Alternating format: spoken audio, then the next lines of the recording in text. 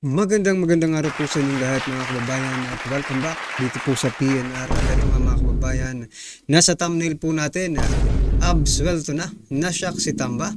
Good news, Jinggoy, winasak ang Kongreso. Senator Jinggoy Estrada pinawalang sala na. Yan mga kababayan, patungkol po riyan ang ating bibigyan ng komento ngayong araw na ito. At dahil nga po riyan, ito, isishare po natin ng balita.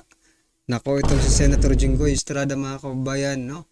Pagpapawalang sala kay Jinggoy Estrada sa kasong panunuhol, pinagtibay ng Sandigan Bayan. Yan mga kababayan, bigyan po natin ng reaksyon yan mamaya, no?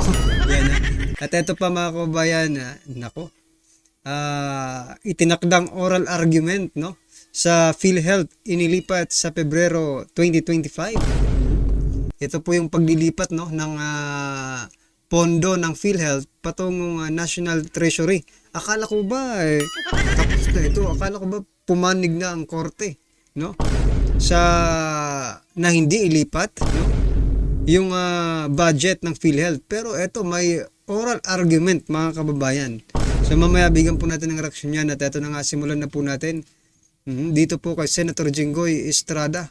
Ito po ang balita mga kababayan, ano? Na zoom in natin Yan, nako. Ayan. Ibinasura ng Sandigan Bayan ang motion na muling buhayin ang hatol na pagkakasala ni Senate President Pro Tempore Jose Jinggoy Estrada. Pagpapawalang sala kay Jinggoy Estrada sa kasong panunuhol, pinagtibay ng Sandigan Bayan. Anong masasabi niyo dyan mga kababayan? No? Absuelto na ba itong siya, no? Si Senator Jinggoy Estrada, no? Pinangwalang sala Ang dami po na nag-comment sa ating mga kababayan, no? Sabi nila dapat kulong din yan, parehas kay Castro. Yan, no? Overall, sinapolis lang ang nag-maniobra. Sa lahat, wala siyang kasabuat. Grabe, pala ka-power siya noon. Ngayon, sa kulungan ng bagsak. Nako po. Yan, marami pong nagko-congratulate sa ating Senate President Tempore, no? Ay, nako. Anong masasabi niyo dyan? Matapos nating ikalandakan sa buong mundo na mayroon tayong mga ex-convict, no? Or mga convicted na mga senador, congressman. Eto, ibabalita rin natin sa buong mundo na ganito ang nagagawa ng pera. No, ano sa palagay niyo mga kababayan? This involves money. Kasi napag-desisyon na yan no? Ano na siya doon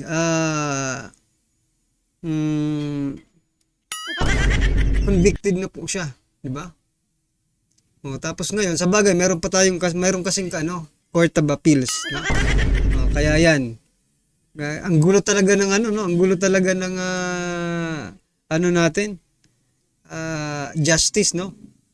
Ayan, hahatulan mo ngayon, sa susunod, pawalang sala mo. Pero anyway, mga kababayan, what I'm trying to point out, no?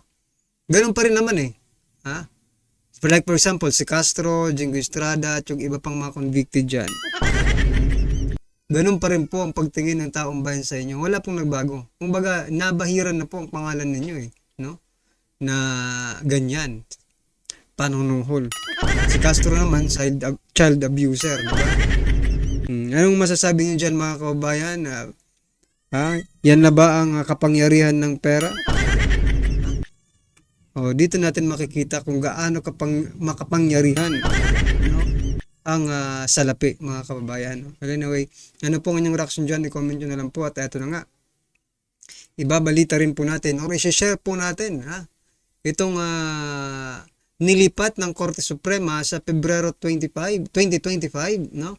Itinakdang oral argument hinggil sa mga petisyong inihain upang mapigilan ang paglilipat ng unused funds ng PhilHealth sa National Treasury. Sabagay, no? Magbe-break na rin Kaya sa Pebrero na lang po daw Basta wag lang nilang gagalawin to mga kababayan habang wala pang desisyon ng korte.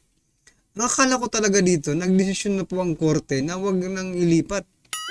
Because it is not constitutional. Pero ngayon mababalitaan natin, no? May argument. Ibig sabihin there is still a chance, no, na mailipat itong pondong ito. No? O yan mga kababayan. So anong masasabi niyo diyan? Paano kung mailipat ito sa National Treasury, no? Wala tayong magagawa if sinabi po ng Supreme Court na it is constitutional, no? Wala tayong magagawa. We have to follow the law. Well, anyway, sana nga po hindi ito hindi magalaw habang matagal-tagal pa to, February 2025 pa. So sana hindi magalaw ng mga hinayutak na yan at magamit sa kung saan nila gustong gamitin, di ba?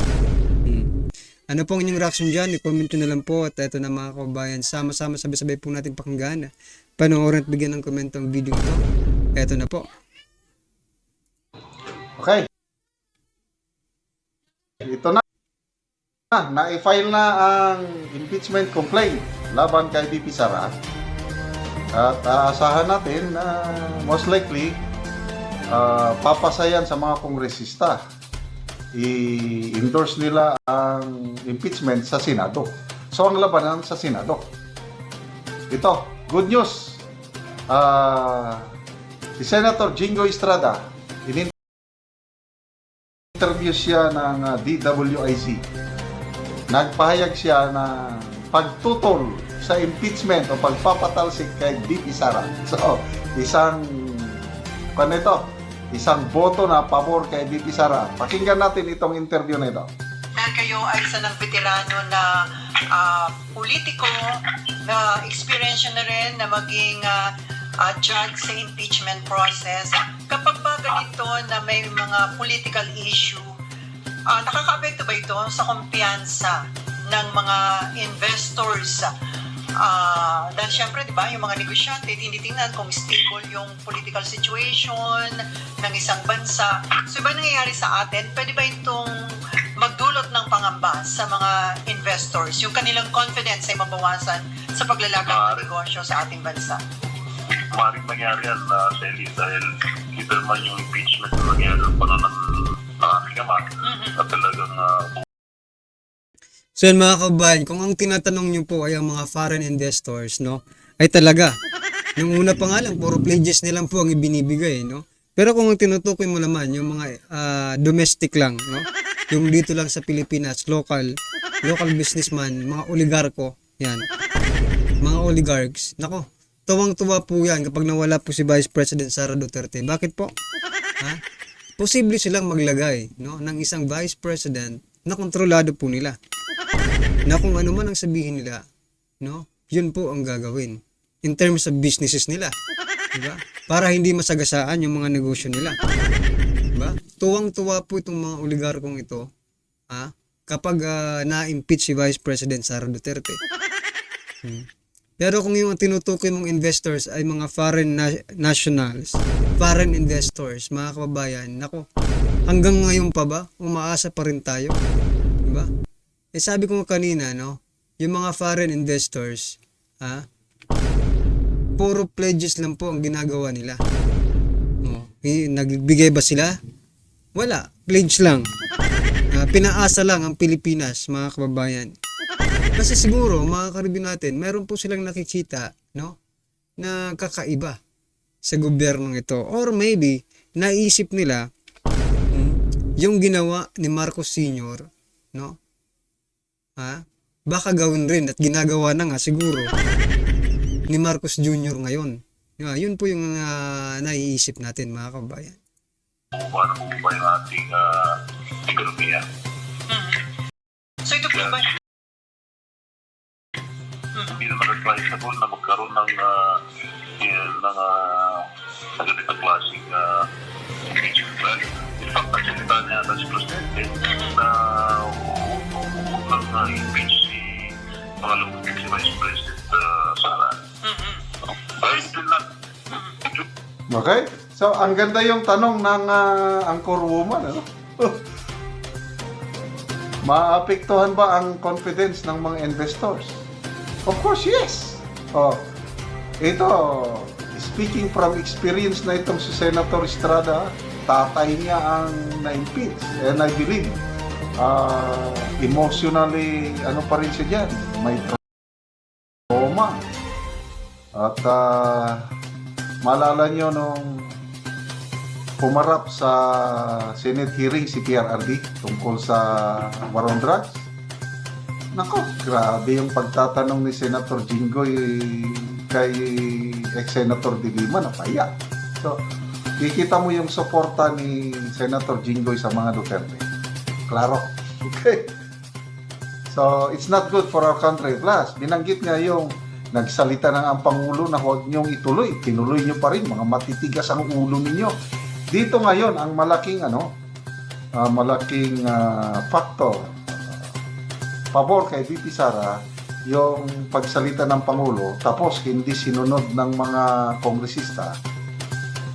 Yan, iisipin ng mga senador yan, na the President has spoken. Matigas ang ulo nyo, kami ang bahala ngayon. Something like that. But help the country, we don't want to divide the country. Yeah, divide. Yun ang nangyari dun sa tatay ko noong araw. Opo. O nung nagtanggal siya sa pwesto, hindi naman siya na-impeach. Nag-walk out lang yung mga prosecutors. Ano nangyari? Bumuti ba yung buhay ng bawat Pilipina? Wala rin naman. Nung tinaglan si Pangulong Marcos, matandang Marcos, ano nangyari?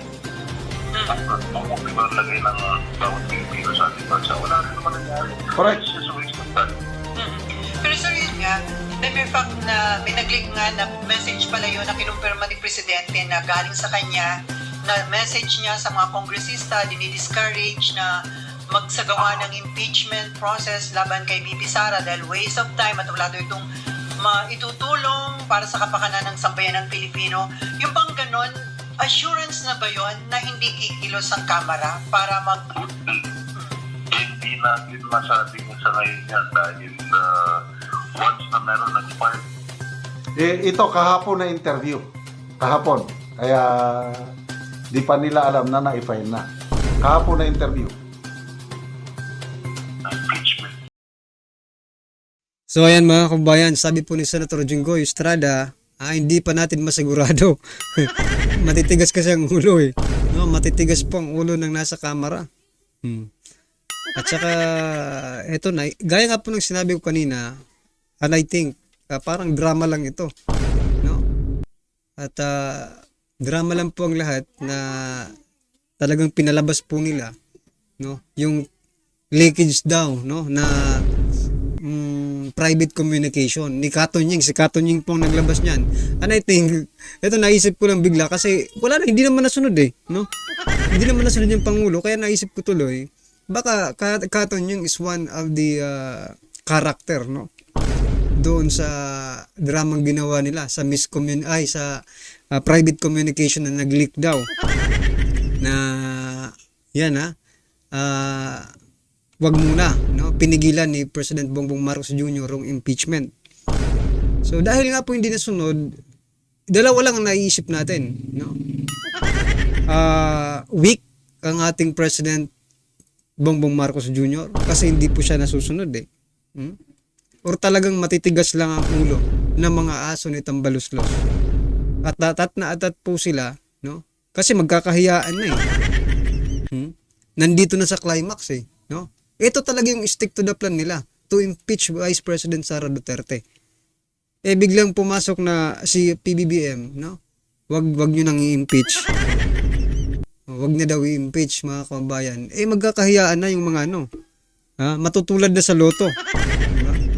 Baka matulad sa loto na bigla na lang nawala at hindi na pinag-usapan. Pero malabo sigurong hindi pag-uusapan to mga kababayan.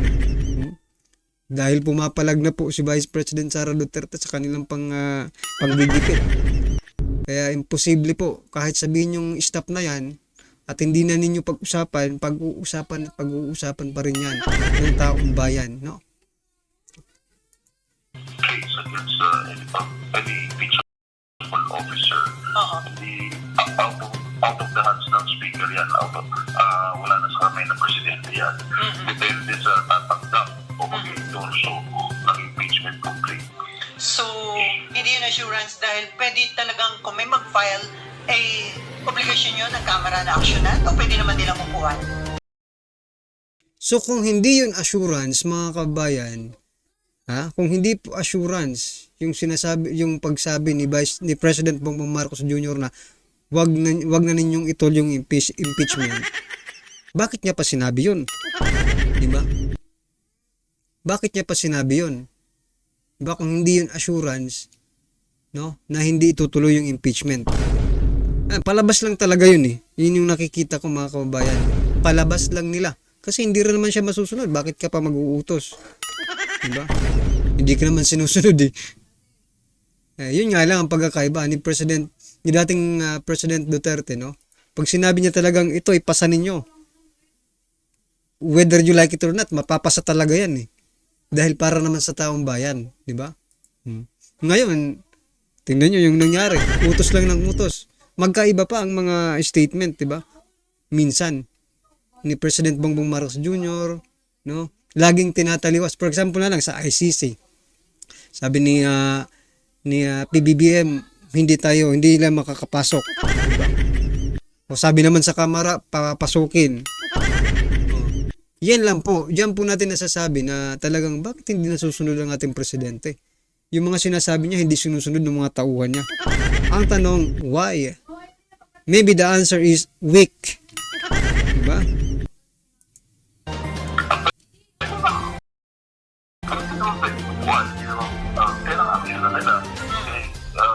They have to evaluate kung ano naman yung impeachment complaint, kung sufficient, diba, kung warrant an impeachment case or impeachment trial. So sir, just in case minsan mo nang na-experience na maging impeachment judge. Tama ko ba? Impeachment judge? Yes. Yung ba yung isang napakahirap na trabaho? Kasi hindi political process, di po ba? Ito ba yung mahirap na proseso? Marami po bang mga nang-i-impluwensya kapag nandun na kayo sa ganun sitwasyon? Well, this is a political process. That is a political process. It is not a judicial process. And the impeachment trial is a numbers game. Okay. Alam mo, So yan mga kababayan, impeachment is a political process, sabi ni po ni Senator Jinggoy. Pag sinabi nating political, mga kababayan, it is a numbers game.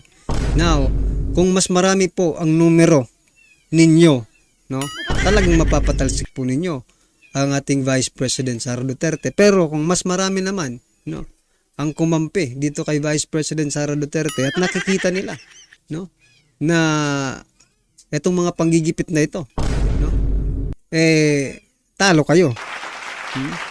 Yan, may chance pa naman pala mga kababayan. Sakali lang, no? Etong mga congressman, sa palagay niyo po ba, no? Babaliktad ba itong mga congressman? I think hindi po, no? Kasi laging mga kasama ito sa pamimigay ng ayuda ni Tambaluslos. Di ba? Well, anyway mga kababayan, ano po ang inyong reaksyon, opinion patungkol po sa video ito, i-comment lang po sa baba.